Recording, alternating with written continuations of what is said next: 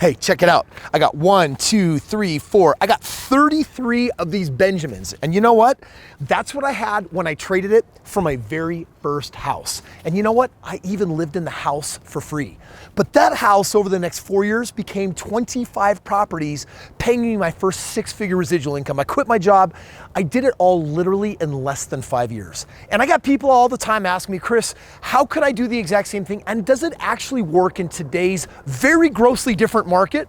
Today, I'm gonna give you the step-by-step guide of exactly what you need to do to house hack and take a small amount of money and turn it into a fortune. One shot, now the future is yours. Go! I'm turning dreams into reality. Yeah, it's one shot, now the future is yours. Go!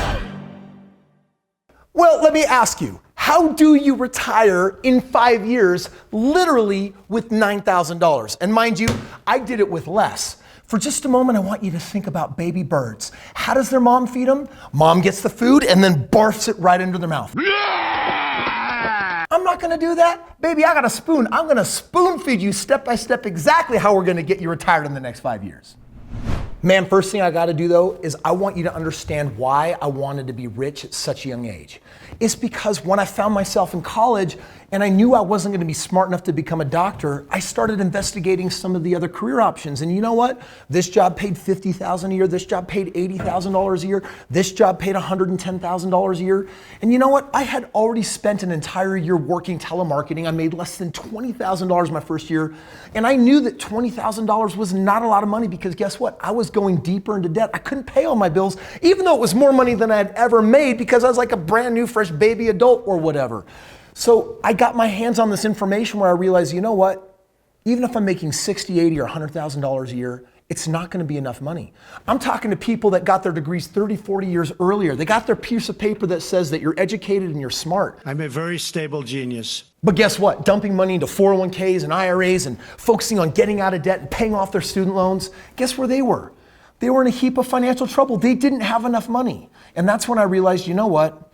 If the university system can only help me get a job that can pay my bills, but if I want more than that, if I want more to life, then I'm gonna need to find some mentors that can show me a better way. And that's exactly what I found. And today I'm returning the favor. I'm gonna be your mentor.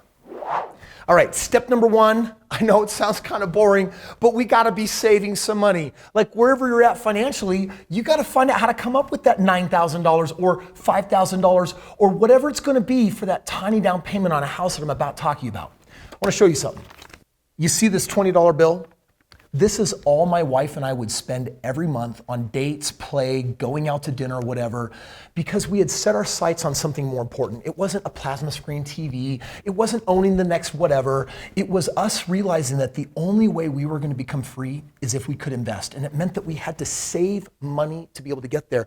We had learned that we needed to sacrifice comfort and leisure so that we could have enough money for a down payment on a house. And I have to tell you, even though it's not the world's sexiest advice, after 14 months of saving up $5,000, that was enough for us to buy our very first house. Listen, if you're gonna save enough money for a down payment, $9,000, you're gonna have to question some of your notions about where you've been spending money in the past. For example, how often do you eat out? Or do you go for a latte 2 times a day? Dude, it's $7 a cup. And if you start adding some of these things up or you start thinking about the services that you're paying for, before long, there's just not a lot of money left at the end of the day. Because guess what we're trained to do? We're trained to spend what we earn. But you know what? Successful people, people that make a lot of money, they're trained to be investors, which means that they're saving first. And it's not to have a pile of money in the bank. It's so that they can have money to invest because nothing feels better to an investor than having their money work for them. All right, you've been working hard saving and it's now time to get a house. And you know what? Banks will actually lend you 97% of the money, which means all they're gonna ask for is a 3% down payment and you can actually get yourself a house. The second step is making sure that you got that money for that down payment. The first thing you need to worry about is that 3% down payment. Let me actually show you what that looks like. For example, let's just say that there was a house that you wanted. Let's say it was a $250,000 house. I know that prices are kind of going crazy right now, but assuming this is really entry level, what is 3% of $250,000? It is $7,500. It falls right under that $9,000 mark. Here's all I did. I took my calculator, I put $250,000, the purchase price, and I put times 0.03, and it'll tell me that's that juicy number. That's the $7,500 that I need to actually get this house. Now, once you have that 3% down payment, you go to a bank and you get yourself pre-approved so that the bank will help you find the property. The question is, what kind of property should you be doing? If there are homes in your area where you can actually rent the basement, you might find yourself in a situation like mine where a majority of that entire mortgage payment gets paid by that rent that you're collecting on the property. Now, there are duplexes out there. There are mother-in-law apartments. If you can find a house where you can rent a part of it out, or shoot, maybe you want to bring in 3 or 4 roommates. Sometimes those roommates collecting those rents is enough to cover that entire mortgage. And what that leads to is the third step here of the ultimate house hack, living for free. Now, just ask me, Kris, why is it so important on my first deal that I live for free? Did you know that people say that your biggest expense is your mortgage? Well, if you can house hack and actually have someone paying the majority, if not all of it, like I had going for me, when you eliminate your biggest expense, it means that you've got more money to save. And guess what? Now when you're doubling down and saving even more, guess what happens? It makes it a lot easier to feel like you can financially breathe a little bit and get ready for house number dos. Now listen, you're a subscriber on my channel, so I've taught you how to buy the right kind of house. You bought it with equity, the market's gone up, and guess what happens after a short period of time? You can go back to the bank and say, yo, this house is now worth a whole lot more than I paid, and the bank will give you some of that money. You could do it through a cash out refinance. You could do that through a home equity line of credit. Bottom line is you're gonna go and redo the mortgage with the bank where they're gonna say, hey, you still got a mortgage on this house, but guess what? Here's a pile of cash. And guess what you do with that cash? Step 3, you're accessing that equity so that you can buy more real estate. Now listen, this isn't a house that you're gonna be living in. So that 20% down payment is enough for you to actually buy this house.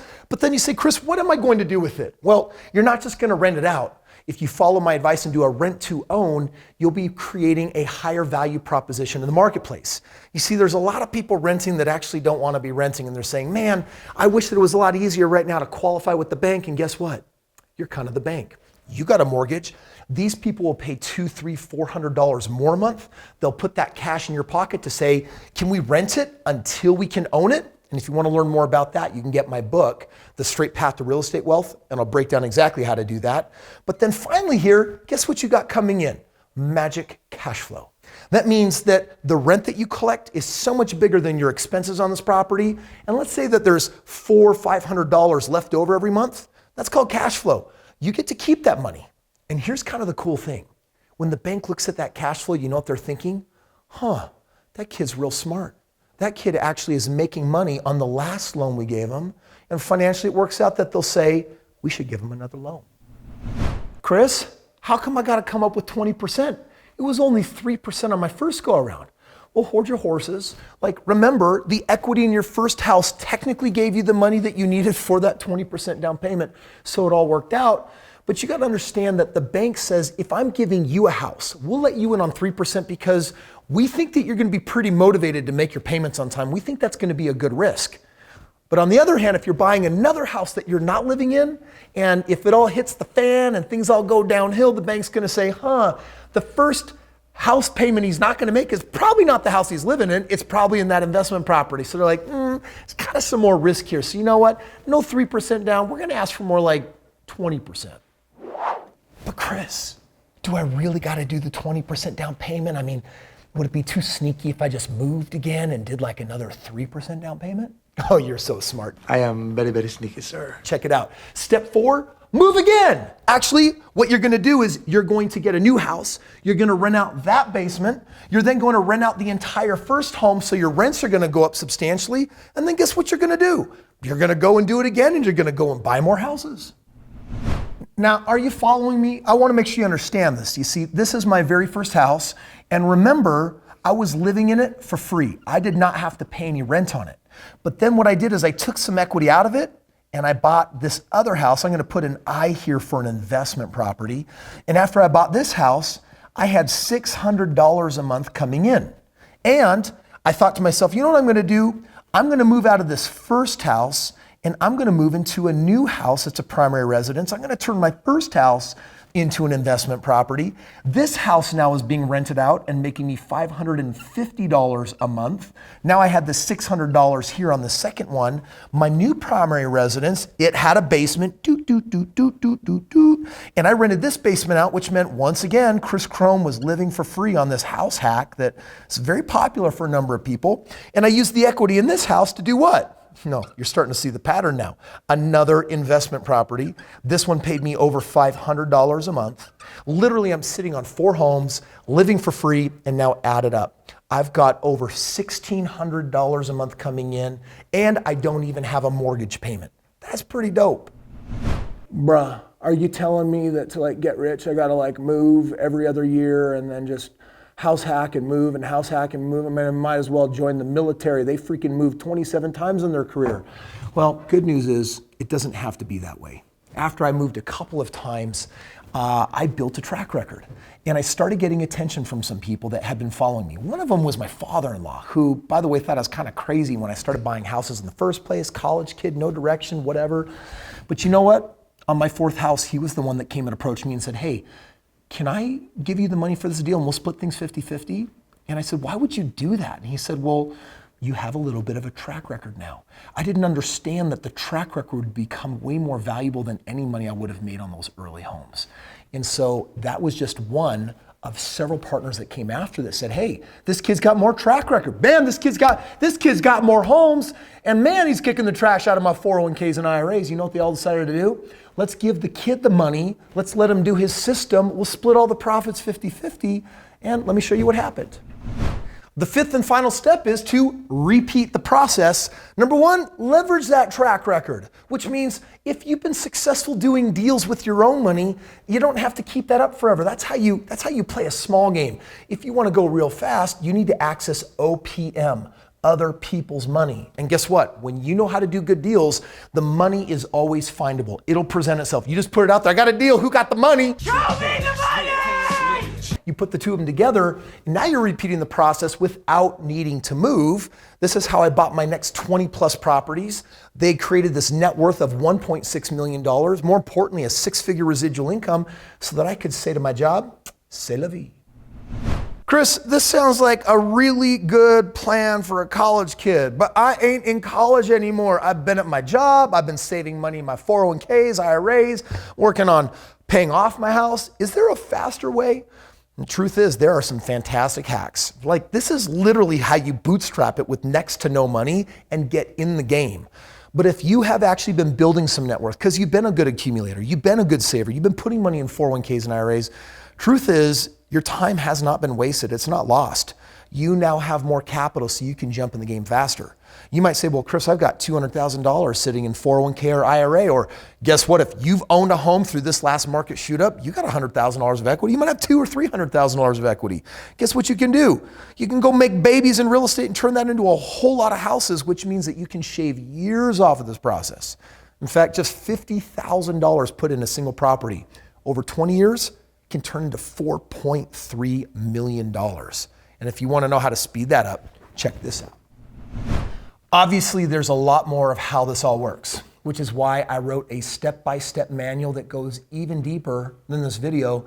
And this book, the first book I ever wrote that has sold tens and tens and tens and tens of thousands of copies, it's yours free. Literally, all you got to do is click the link below, cover the cost on shipping and handling. My team will send this out to you, and you'll get the full guide on how to make your first $1 million in the game of real estate.